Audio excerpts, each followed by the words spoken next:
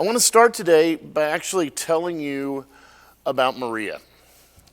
Maria came to Texas State about 5 years ago, fall of 2014. And like many of our students at Texas State, she was a good student in high school, not top of her class. We're not that good of a school, but she was a good student in high school. Had done well on her test scores. She was also Hispanic from a small town along the Texas-Mexico border and was the first of her family to attend college. So she was one of those first-generation students.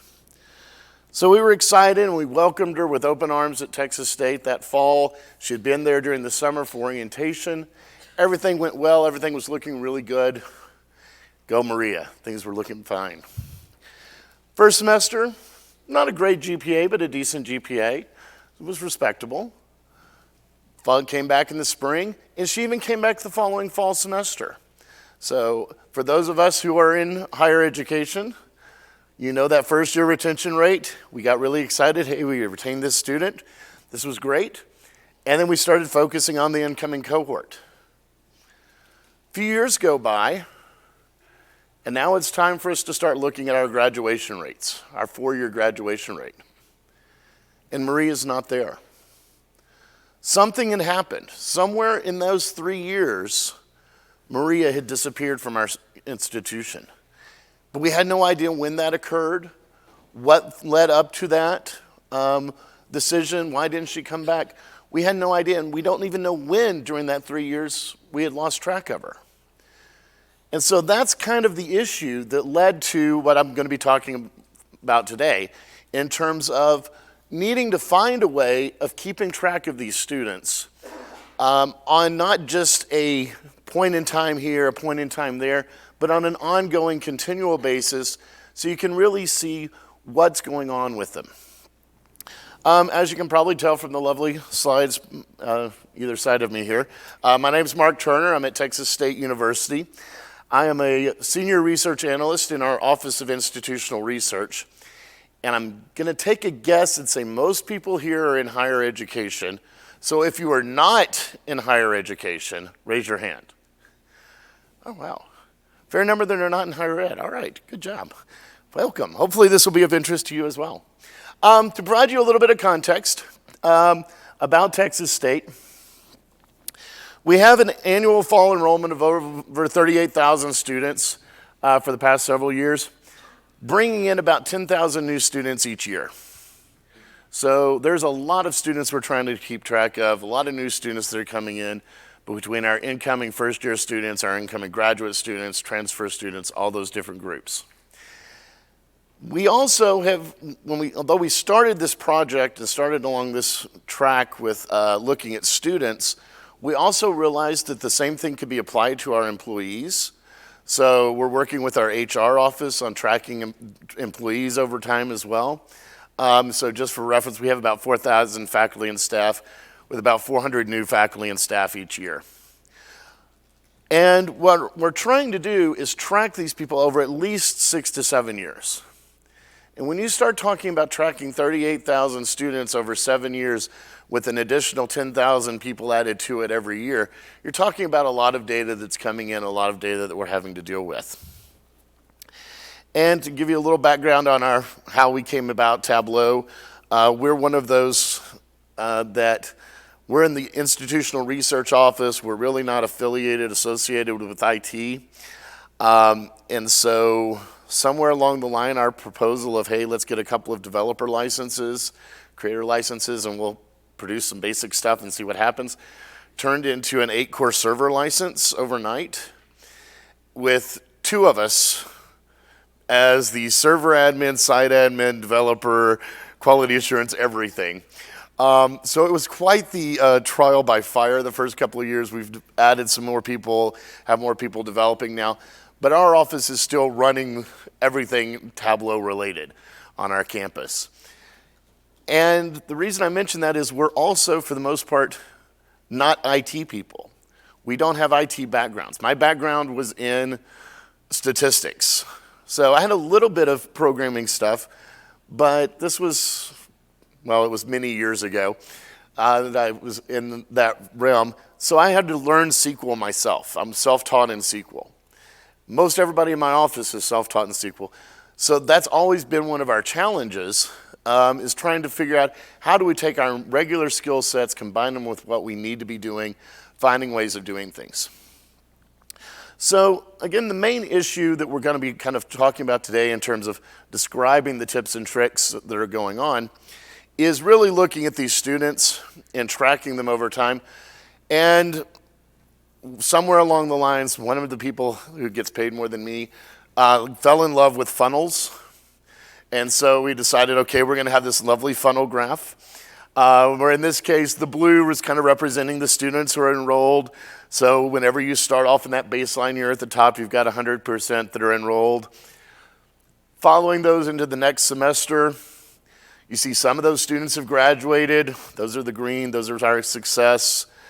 Blue are still there. Reds are kind of our dropouts. We won't get into the color blindness issues and accessibility, which, oh well, that's a whole other session.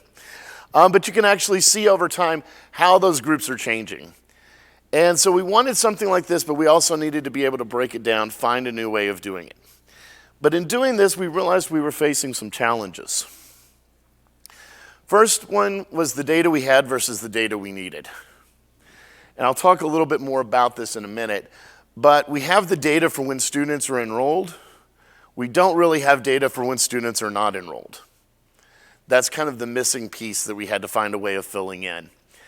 We also, again, because we're not really that proficient in SQL, we've kind of learned it as we've gone along. We like to think of ourselves as skilled now, but obviously we know we've got limitations. We needed a way of speeding up the process, simplifying that coding, making things reusable, making things easily modifiable so that we could go along things.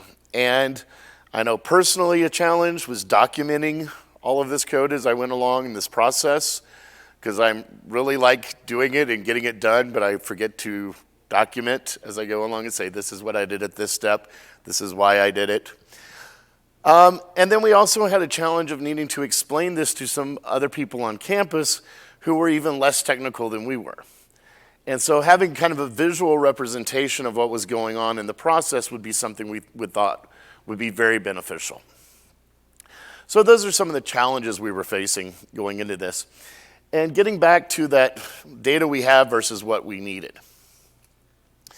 For that, what we have, and this is typical in a lot of higher ed, is we have the row for each cohort term. Each term that the students are enrolled, we have that information. So if a student is there, we're good. We've got that. But we only have that data for the students who are enrolled. We don't have anything for that semester if a student isn't there. It's kind of a blank. It's a void that the students fall into. And what we need is a way to fill those voids. Basically, we need 12 terms or 6 years worth of data for each of our students, regardless of their enrollment status in that given term.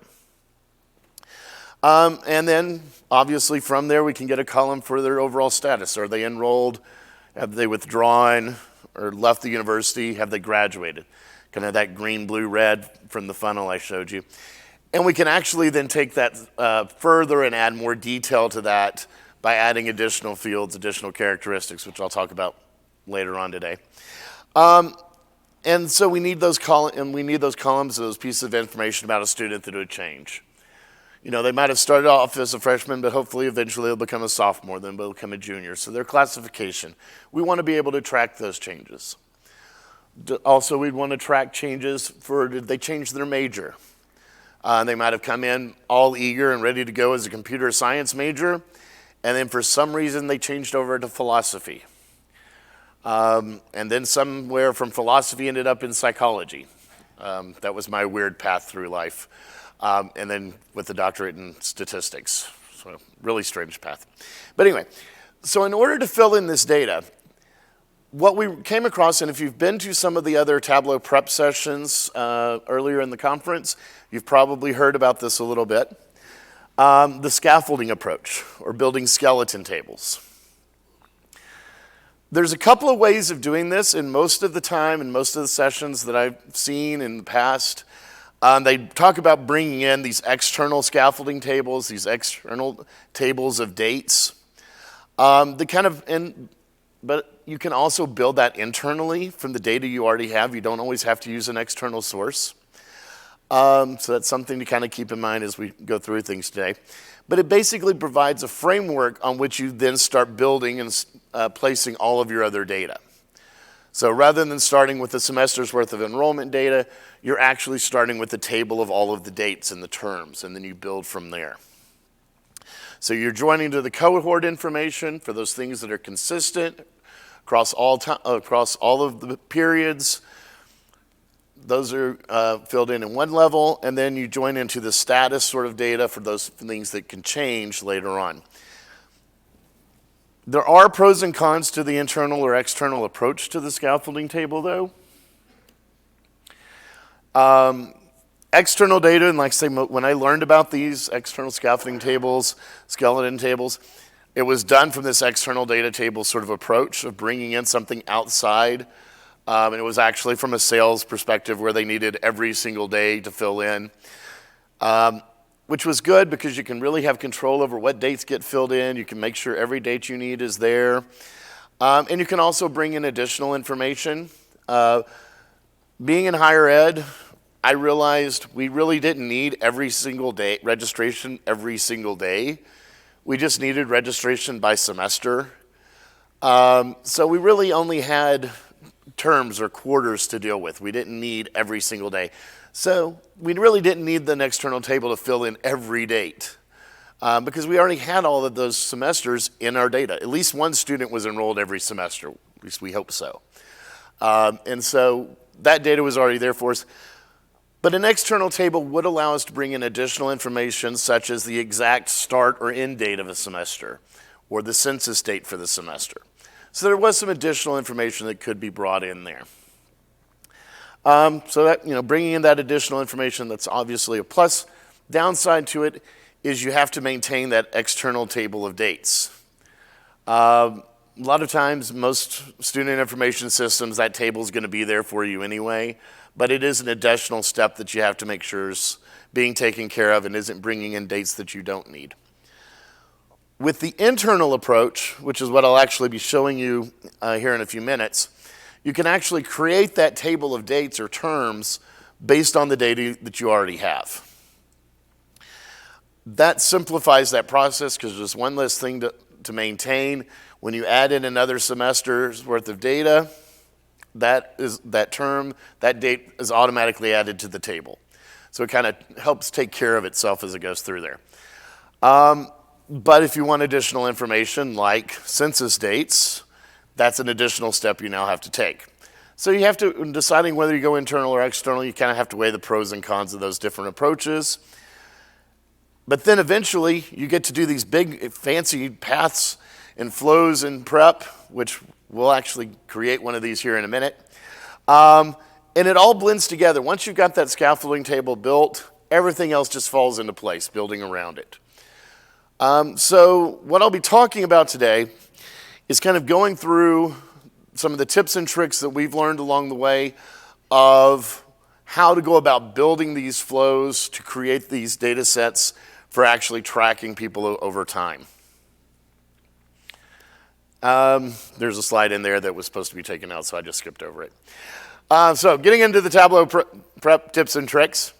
What I'm going to do is I'm going to talk about a couple of tips, a couple of tricks as we go through things, and then actually show you what I've done, then come back and go from there.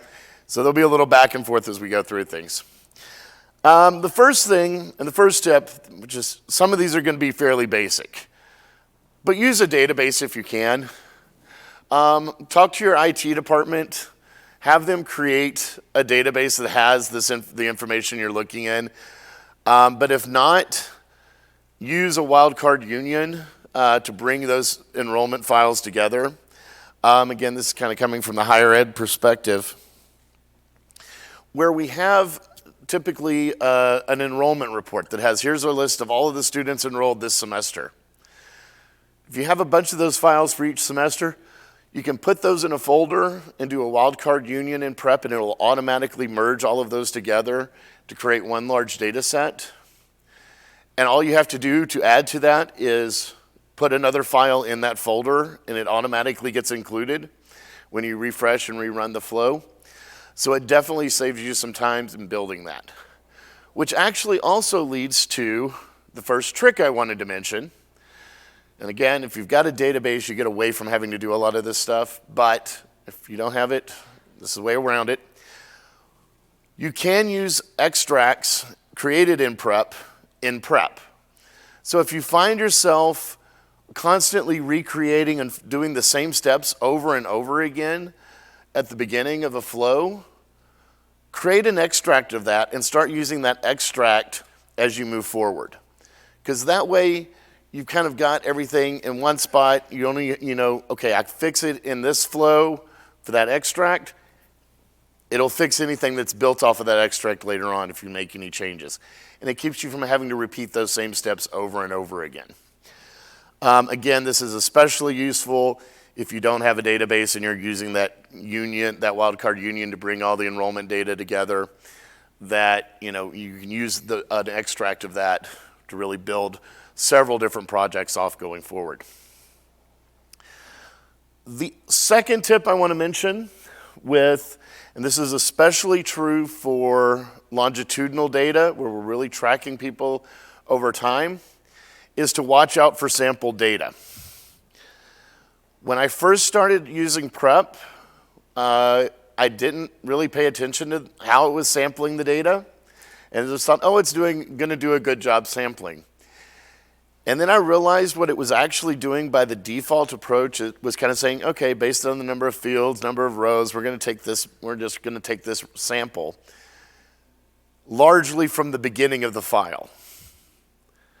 Well, if you think about how enrollment data is structured, it's one semester, then another semester, then another semester. So what was happening is it was taking all of the data from like the first 3 years and leaving out everything else.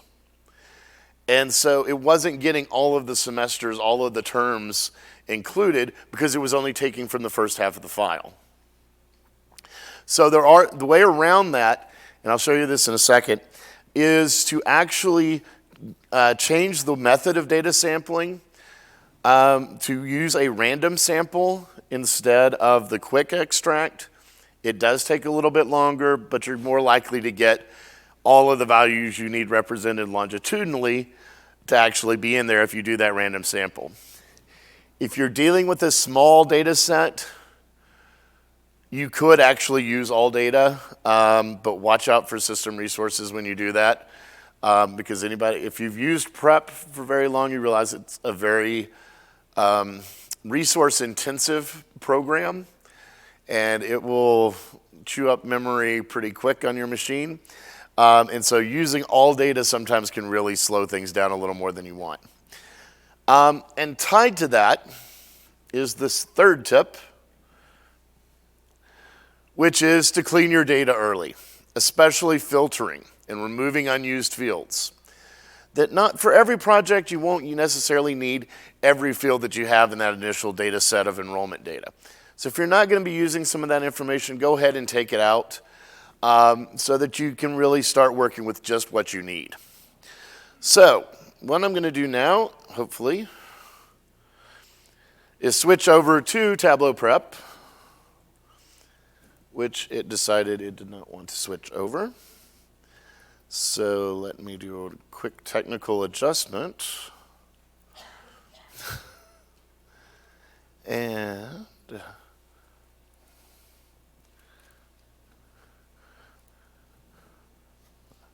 this is why you always have a backup plan. There we go. All right, now we're in Tableau Prep. So in this case, what I've done, this is actually just a simple extract of enrollment data, which I'll zoom in here a little bit just so you can kind of see what's over here.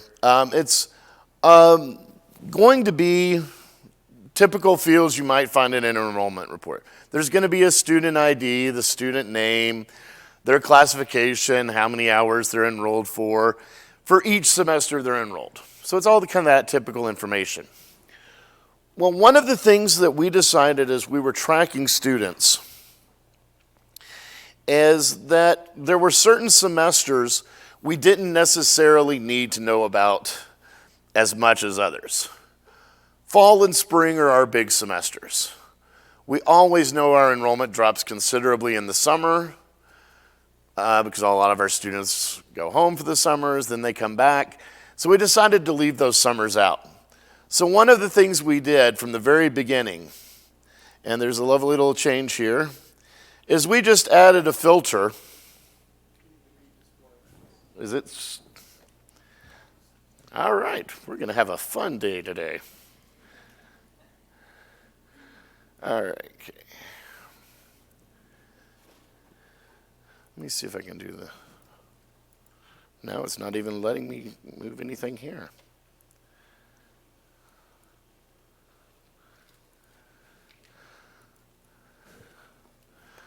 All right, if all else fails, go to plan B or plan C. There we go. And basically what we decided to do early on, as now it's not on my screen, is to go ahead and create a filter, which over on the left-hand side in the gray area, you can kind of see there where it has the box where Tableau Prep tracks your changes. This lets us know right up front, hey, we added a filter here. And in this case, it was basically that the semester is not equal to summer. So that kept, if it's fall or spring, we kept it. If it's summer, we got rid of it. So that was the first thing we did to really kind of build that out and make sure things were working correctly. And then, as I'm trying to do this without being able to see it, this is the door. I know what I can do. All right. The next step we would take, if I can find my mouse on the screen somewhere. All right, give me 1 second as I work through our technical issues.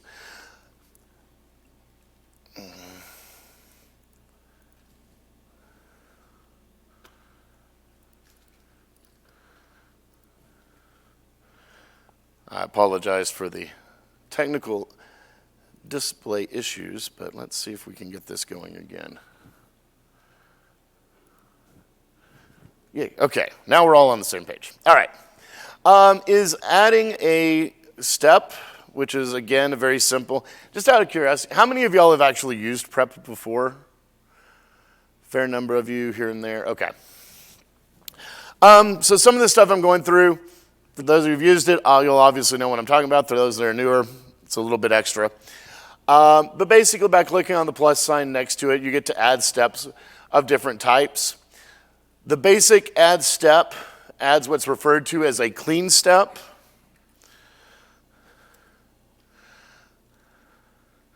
Which basically just lets you do simple things like clean your data. And so, for example, when you are at this step, you can add additional filters or remove variables. There's a lot of things you can do.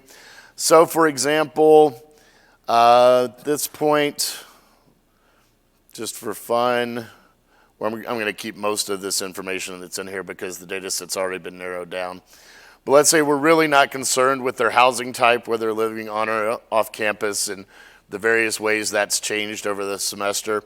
All you have to do is right-click, remove, and it'll track that change.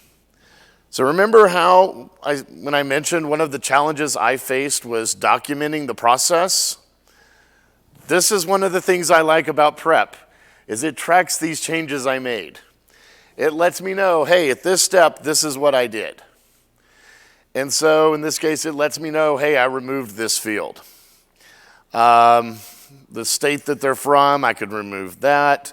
And just narrowing stuff down as we go through. Like I might not need their actual SCH, I just want to know if they're full-time, part-time, so I could remove that field, so on along the lines. But again, it's going through creating this clean step to really narrow the data down. The other thing I need to mention is when you're on the initial data set, when you first bring it in, that's where you will see the data sample. In this case, I have it set to use all data, so it's not giving me the warning. If you do have it set to a sample, in this case the random sample, it should give you a warning somewhere. There it goes.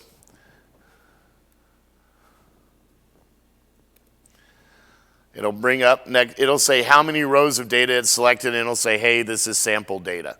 So it will give you an indication that the data you're dealing with is sampled. So always look for that as you scan through your values, scan through your different fields to make sure that you have the data there that you need.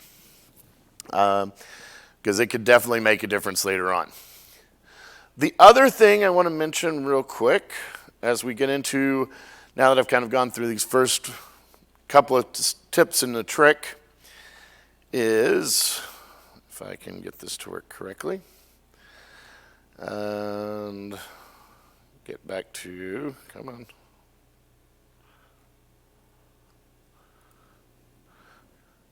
Da-da-da. Where we were. Sorry about this, especially those that are watching the recording at home. The fourth tip I want to mention is rename the steps as you go along. Steps are your friend. I will say that within Tableau Prep, with each step you add, it does increase the performance demand. So the more steps in the flow you have, the more processing power you're going to need to get it taken care of. But don't be afraid of adding those steps. It's worth it. It'll help make things clear for you later on going forward. And since steps are your friends and your friends have names, make sure you name what these steps are. I have seen people in our office who have gone through rather complex flows. And as each time you add, for example, another step, we now have clean 2, clean 3, so on. Those aren't very descriptive about what's really going on there. So you need to provide some description about what those steps are as you're going through the process. I'm going to go ahead and remove these. And I'm just going to say this is where I'm going to remove unused fields. It's a very generic name. And it's doing the thing again where it's not showing on the proper screen. All right. We're going to have fun with this today. Let me try this. Okay. I know what I'm going to do. We're going to go to plan C.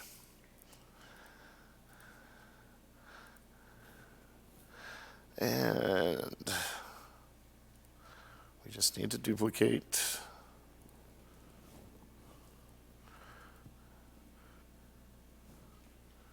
Okay, here we go. So here we are. Now then, so the fourth trick, so I was renaming the steps. The other is, for those that do know some SQL, there's something called, and I'll hopefully guess we'll get back to it in a second, because it keeps wanting to do this.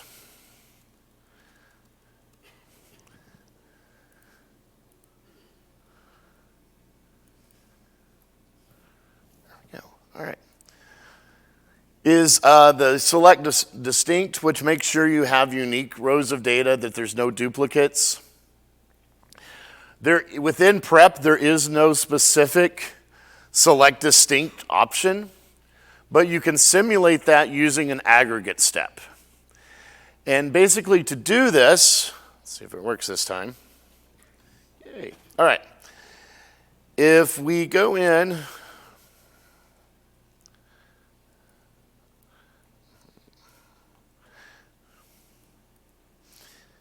and add an aggregate, by default, zoom this out a little bit.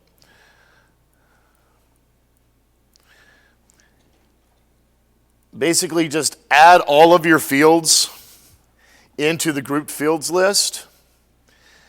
And it will then have an aggregated fields, which is the number of rows. You really don't need that. So you can actually just drag this sum off altogether.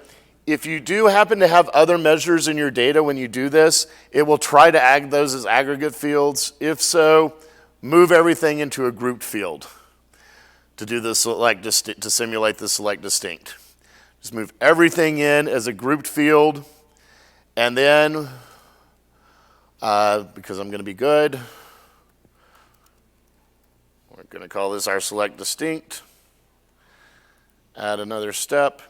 So now then, basically what we know, and I already knew this with this data, we're now assured of having one row for each semester, for each term, or for each student each term.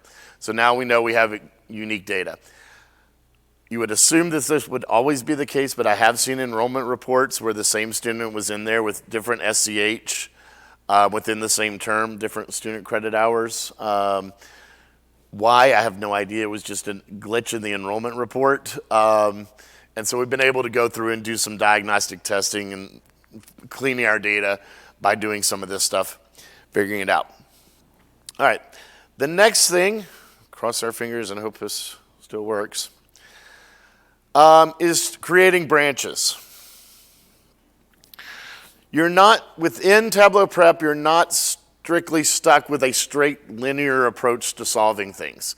You can add branches and go off in different directions and take subsets of your data one direction, take other subsets of your data and go a different way. This is where the ability to create those scaffolding tables using internal data starts to come into play. And when you do these branches, rename your fields. And I'll explain why of doing that here in a second. But now that we're here, we can actually go in. We'll come back to this select distinct, and I'll do it from there. I'll add a branch, and I'm actually going to go ahead and add all 3 branches. This top one, I'm going to refer to as our terms.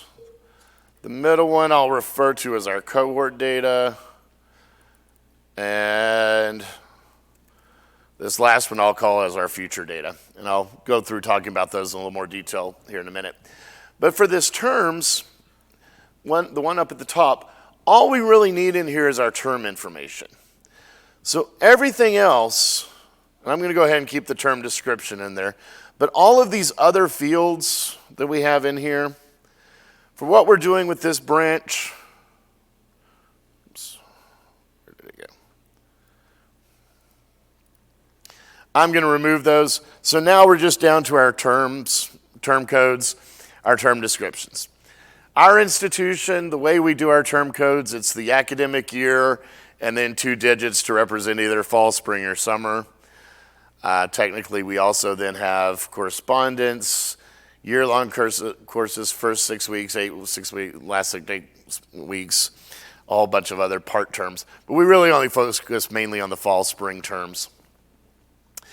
But what you'll notice, although we did the select distinct at this step, now that we're dealing with our terms, each of these term codes is showing up the same number of times of the number of students we had. So we actually have to do another select distinct using that aggregate. In this case, I'll just move our term code, our term description in there.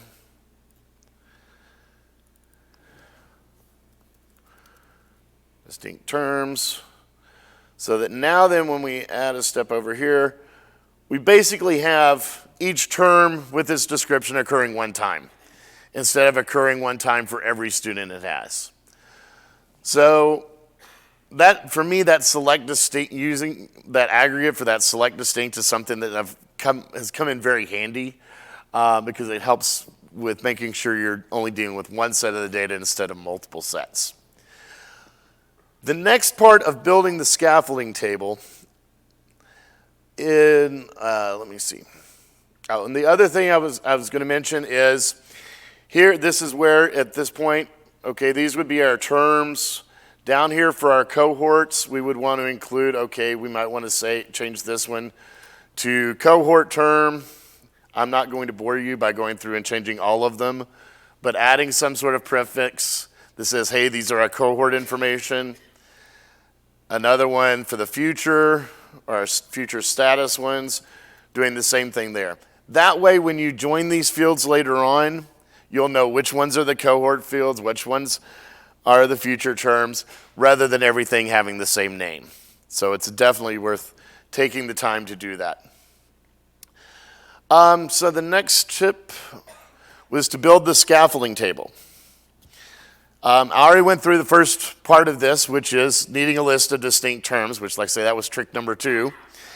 And then you need a separate list of initial and future terms. That's tip 5. And be sure field names are clear, tip 6. So see, all these tips kind of build and work together to get somewhere. All right. Let's do this real quick. We've got that, add a branch. I'm going to call this one future. This one is, I'll say base, just to keep it simple. And to save a little bit of time as we go through things, you can also, as an additional tip, limit your future terms based on a calculated field. So for in our case, we wanted to limit it to 6 years.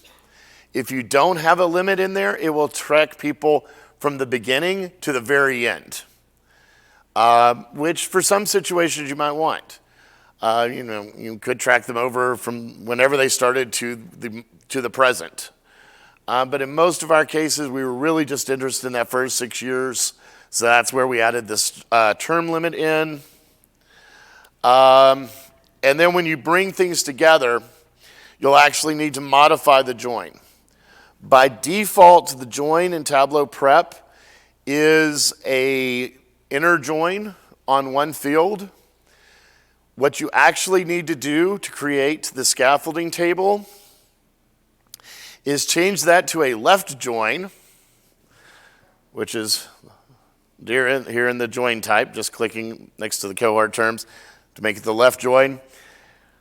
The term code less than or equal to the future term, and then the limit of the future terms greater than or equal to the future term. That, if you want to add that limit in there, that's where that comes into play. And so what that essentially will do is say, okay, let's take fall of 2015, or say fall of 2014. It's going to match that with fall of 2014, 15, 16, 17, and all of the spring semesters as well, up until it hits that 6-year limit. And then it's going to stop. So basically for each term, it's going to be matched with itself and all future terms up to what our limit is. And that provides us with our scaffolding table, which again, for the sake of time, I'm going to switch over to this version here, where we actually have our scaffolding table already built for us, although it's now decided it needs to process and build it for us. There it goes.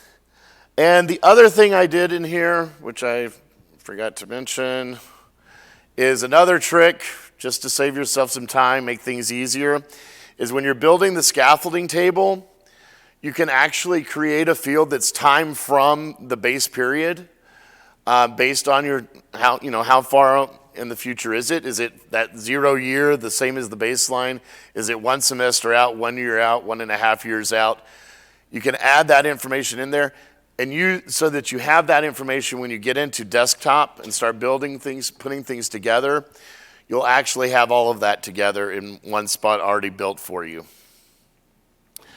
And so in this case, you can see if I select, say, 1 year and I pick fall of 2013, that takes us 1 year out. If I just pick fall of 2013, you can see it talks about how far 0 years are.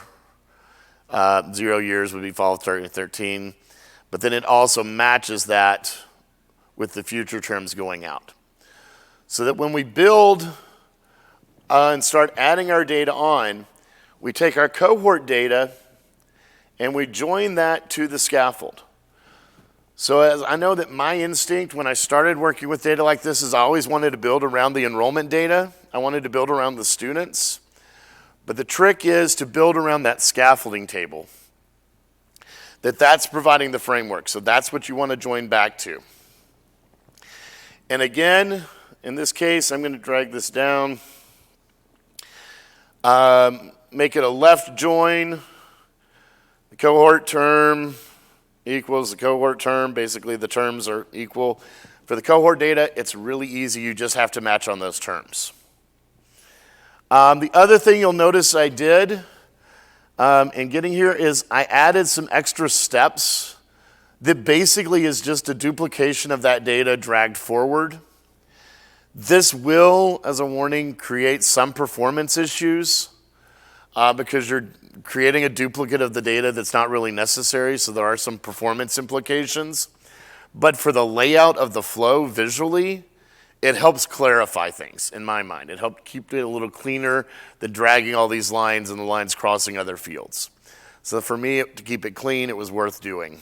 Performance hit wasn't that great in this situation. The next step, once you have the cohort data joined, is to join in the future data. And this is one where Prep did not do a good job of deciding which variables to match on because it decided to match on major department. But it should be basically the cohort term, the future term code equals the tracking term code. And you have to add a second part, and this is important, is that, where did it go? It's the TC student ID and tracking. You have to make sure you also match the future data on the student ID. If you forget to do this, it will match every student with every other student. So it's very important to remember that step of matching on the student ID as well. And for those who are curious, as we wait for it to chug through a couple of things, this data is this is anonymized real data that I developed just for this conference and this presentation, but I've now used in multiple other situations. So it is actually a pretty good representation of what goes on. Once you have the initial things joined, and I'll switch back because while it does some of that in the background. I mentioned the extra clean steps to kind of line things up, which again, remember there's some performance implications to be aware of with doing that. Start by adding the cohort data, add in the future data, making sure I'm doing all right on time here. When you do those joins, and this is one, if you're familiar with SQL, you know this. If you're not familiar with SQL, it might be something new. When you're doing these left joins, you're joining based on that cohort data. So everybody's there in that initial cohort. If they're not there in that future term, it's going to be null. The data, you're not going to be able to bring any information in, so that data is going to be null. So you can actually use that fact to create a status for the student. That basically if their future enrollment ID is null, they're not enrolled. If it's there, they're enrolled. That's a simple one. In this case, I went with an if statement for doing it because I wanted to spell out not enrolled or enrolled. You could actually make this a Boolean as a true false. I just said you have to remember if is null equals false, then they're enrolled. If it's true, then they're not. But I went ahead and wanted to spell it out descriptively, save myself from having to add that in later on. And a bonus tip, because I have a strange feeling, no, it's still actually going in the background. As I mentioned, prep is somewhat resource intensive. One of the things I've learned is that if you hit a point where it really starts slowing down and doesn't look like it's doing anything, save it, save what you're doing, exit out, go back in, and let it clear out its memory, clean things out, that reset a lot of times will help improve the performance. So it's just one of those things be aware of. If you're working on a machine with limited resources, you might have to do that. Once you have that information in there, and I'm going to go ahead again time-wise, at least I had some of this prepared, to the final version where we actually are bringing in degree information. This is just an example of one thing, additional piece you could add in. That now then you can create an updated status, that instead of just are they enrolled or not, for those that are not enrolled, you can check that against their graduation date. If they've graduated, then obviously they're not there because they graduated. You can fill that in. You can also bring in other pieces of information and do other calculated fields in here, such as did they change their major from one semester to the next? Basically, does their cohort major match the future major? It's very simple calculations to see if those changes are there once you get the data put together and structured correctly. So from there, once you run all of this output, overall status, putting it all together. The final set-in dashboard, which is almost the last thing to talk about today.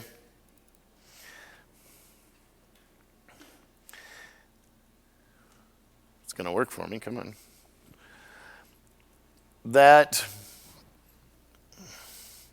This is kind of where we ended up at this point anyway.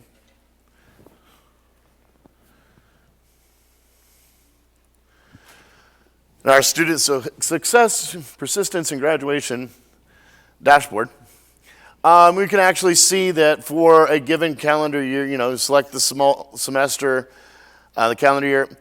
We did, and this is one of the things I didn't mention, with student data, this becomes important, tracking it based on student level separately. Track undergraduates separate from graduate students. A master's student separate from doctoral, because undergraduates can come back as graduate students. And if you don't throw that factor in there, you see students who graduated and came back. And then you also, with master's students, you can see master's students who come back multiple times. If you're at a 2-year institution where you've got certifications, you can create really weird situations in terms of what counts as success. Once a student earns their certificate, do you keep counting them?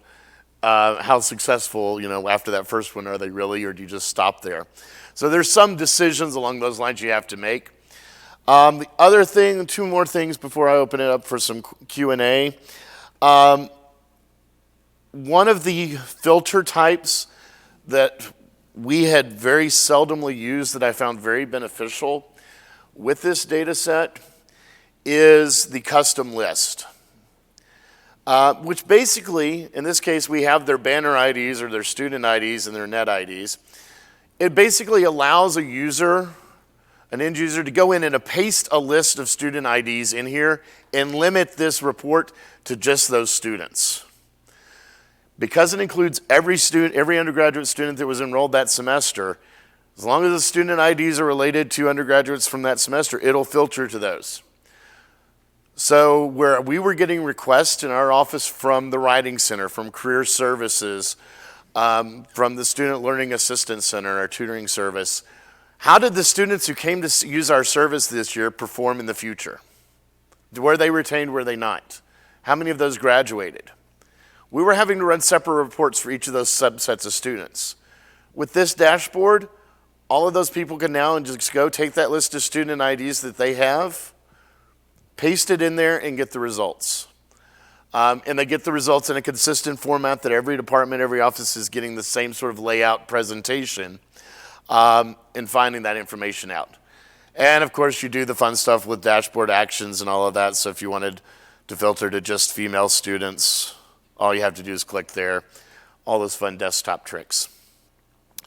So at this point is where I am supposed to do the magic Q&A session. But while we're doing that, also please remember to complete the session survey in the mobile app. I apologize for the technical difficulties we had today there at the first, but eventually we seem to get them sorted out. So are there any questions? Yes. So with the student ID entry, do they have to have a whole list? Because I would think that, of course, like privacy and so forth could be an issue with a single ID. I was going to say, the decision we made is that we will actually allow it to be tracked down to the individual student because it is strictly used internally. So this isn't something that's open to the public or anything like that. But you could add a filter in there where the number of student IDs has to be greater than a certain value. So you'd have to have a certain number in order for it to generate the report. You could do that as a filter within desktop. Yeah. For those of us who aren't dealing with students, but try Right. to track down like employee dashboards. Right. What is the difference For, for your tracking? I was going to say, for employees, well, it depends on what sort of level of departure you would want, because you really don't have, well, I was going to say, let me back up for a second. What you could do is instead of the enrolled, not enrolled, you would have employed, not employed. From there, instead of graduated, you could have, whatever terminated, voluntary departure, whatever. In terms of wherever I've referred to as terms, you could think of it as quarters, as kind of the quarters of the fiscal year. If you get down to the more detail you get in those breakdowns with employees, for example, if you break it down to months, right now I've got 2 terms per year, so I only needed 12 rows for 6 years.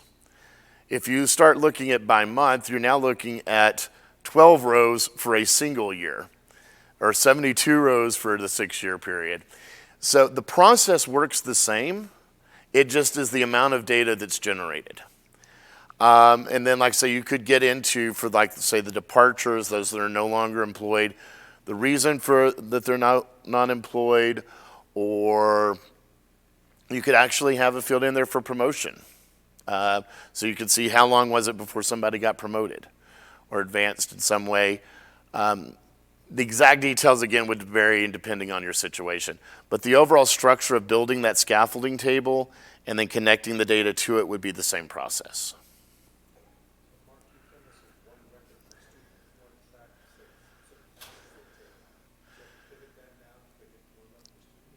Well, I was going to say, if you wanted to look at it for, say, a specific class, you could. The way it's built, you could actually take and paste a list of students who took that course in that semester in there, and it would track that group of students. But I was going to say, if you were wanting to take all students who took that course and see them, you would have to pivot it. And that's also where having that calculation of time from start in there is beneficial, because now you don't have to worry about doing it by semester. You can do it based on, is it 1 semester out, 1 year out, 2 years out, regardless of which term what semester 2 years out is, you've got that field to work from. And so again, it's just kind of restructuring and kind of pivoting how you look at it, instead of based on future terms, looking at it for, okay, 2 years out for everybody. Where would it be? Other questions? Yes. Either one. I'll get to both of you. That dashboard you have with the GPA, was that like the overall GPA by the Okay. On the dashboard, the GPA I have here is actually their GPA at the end of that term. So it was their GPA so in this case, the fall of 2013 is selected. So those were the student GPAs at the end of fall 2013. And that's one of the things that does get a little confusing about this, is the information at the top is really based on where those students were in fall of 2013, in whatever cohort you select. Because their Pell status, I mean, this is one of the fun things we don't always think about in higher ed, but Pell status could change from semester to semester or year to year. Parental education level, whether somebody's first generation or not, theoretically could change. My mother earned her master's degree while I was in college. I know people whose parents have graduated college when they started college, so they could have actually switched under that definition. We took a stance at our institution of saying once first generation, always first generation. So, if they come in as first generation, we're not going to worry about if their parent graduated later after they started. We're going to keep them as a first generation student for our tracking. We do have up here, just for the diversity indication, we do have gender as male, female, because that's what's required by reporting standards in the state of Texas. So we're working on how we're dealing with diversity issues in regards to that. But that is something that these days could also change. So you have to keep those things in mind. Yes?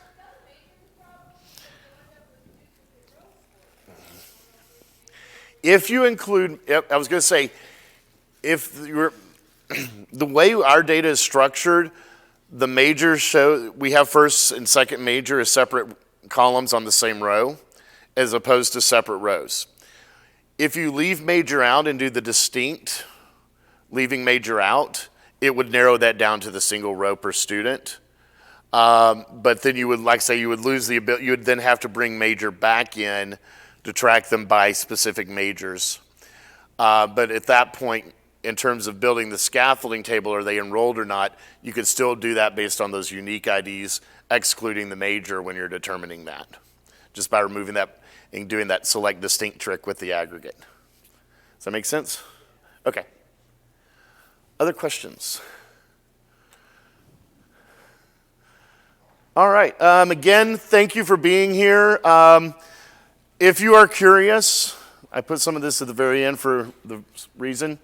There were several sessions earlier in the conference related to Tableau Prep, so some of those that I think might be useful, especially the scaffolding, the solution to tough time-based problems, that was yesterday at 2:15. That's again one that I wasn't able to attend, but my guess is they talk about it with specific dates, but you can narrow that down to terms instead of specific dates if you wanted. So there's some additional sessions. Thank you for coming. If you have any questions, want any more additional information, please feel free to reach out to me. Thank you all again for being here.